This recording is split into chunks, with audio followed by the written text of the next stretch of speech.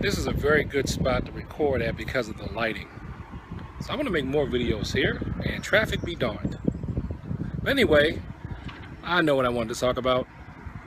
The martial arts works perfectly in terms of success principles. Or I should say, a lot of success principles you hear online, they work perfectly for the martial arts, because this is one of the few activities where I can guarantee you get exactly what you put into it.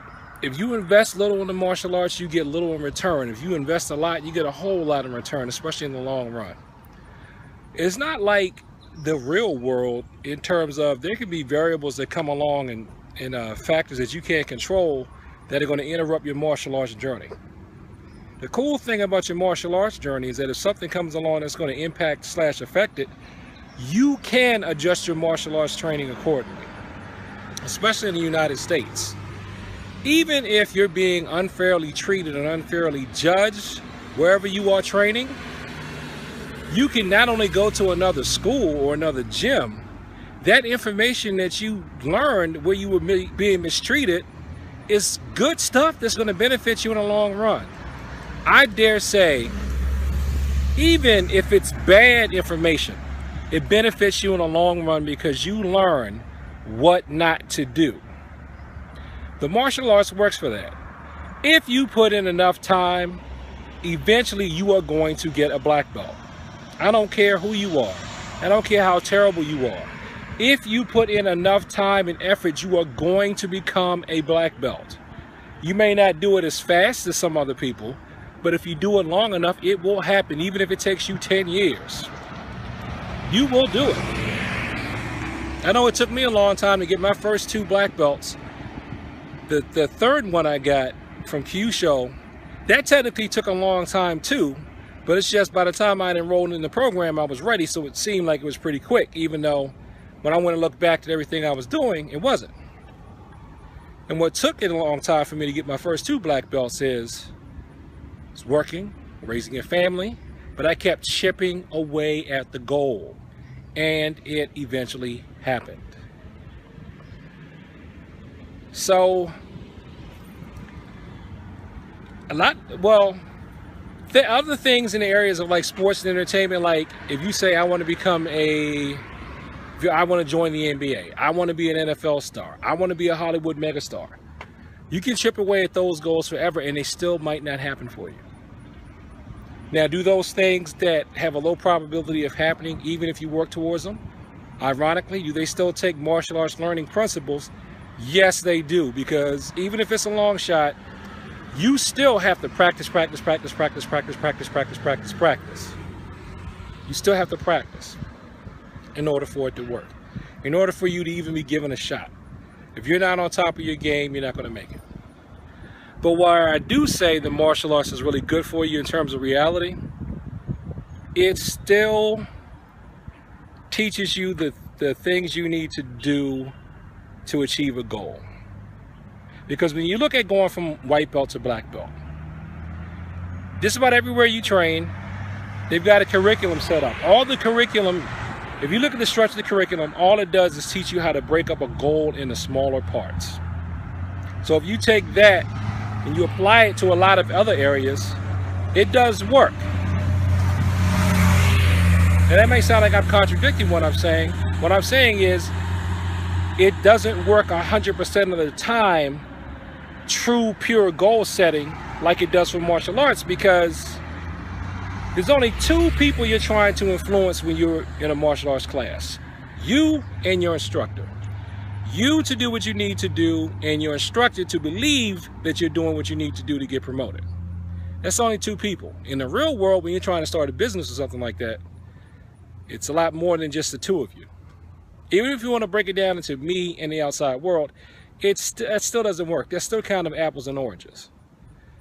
Because the only person's behavior you can control is you.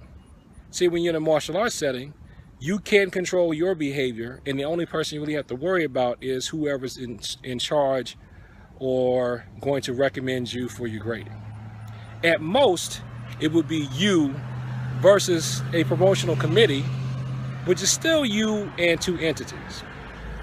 But again, with martial arts, if you look at the structure of your curriculum from white to black belt, it breaks it up into little parts. You have milestones and everything. Usually it's, you have to be this rank for this amount of months or years before you get to the next level. And then it shows you all the things you need to do to achieve your goal. So that's one reason why you still benefit from taking a martial art, even if all you get is like a black belt and you don't become some kind of professional fighter or something, because it can help you learn how to take long tasks and break them up into smaller steps so you can step your way up like walking up some steps. Now, having said all that, the one place where I know martial arts training has helped me is in my IT journey, especially being a software tester. Because that's how you really learn IT. You really learn it in skills. You get to one level of skill, and you get to another level of skill, you get to another level of skill. You read books on your own to try to improve. You can take classes. But one of the best ways for you to learn IT skills is to find a sensei, sabunim, in your IT field. It could be a manager. It may not be a manager. My first IT sensei was one of my supervisors. But over the course of the career, other IT senseis have been just senior workers. People who have been in the field longer than me. Sometimes it's been people who've been in the field shorter than me, but they're better at a particular type of task than me. Just like learning a martial arts style. Like if you're a software tester, that's its own discipline. But what are some things that make up software testing? You have to know how to write, you have to know how to code, and you have to understand programming and some troubleshooting. So if you want to up your coding abilities, you talk to a programmer. You want to up your writing abilities, talk to a tech writer. You let them hone on you in that area. Your analytical abilities, most of my analytical abilities have been honed by the boss or by the team lead, because the people in those positions tend to be more analytical. That's why they're a supervisor or a lead, because they're really good at analysis. And so you go to them and learn. And all that can help you build your craft as a software tester. Especially where I'm working at the time of this recording. It's like, I tell people, it's like reading some of the old manuals, some of the old Taekwondo manuals. Some of the books are literally that thick. Reading old karate manuals, reading up on Kyusho. It's the same type of analytical process to understand the old ways of martial arts. It's like understanding the old ways of computers. So that's my spiel on how principles of success that you learn definitely help you in your martial arts journey. So what I'm going to try to do now is, I got those principles of success that I've studied over the years, all kinds of people. I've read the Dale Carnegie stuff and everything. Take that, put that into your martial arts training. Now I got to challenge myself to take that stuff from there and from martial arts training and put it out into the real world in other areas of expertise. Now I figured out how to do it. To take that, bring it to martial arts, take it from martial arts, put it towards day job. Can I do it with something entrepreneurial? It's starting to sound like it can, because a lot of the people who make money at martial arts are entrepreneurs. Did they work their way up the ranks? They had a white belt understanding, then they got a yellow belt and a orange, green, blue, purple, brown, black belt, first degree, second degree, third degree understanding. Who knows? Maybe that's how all learning works. So that's my thoughts on it. Peace.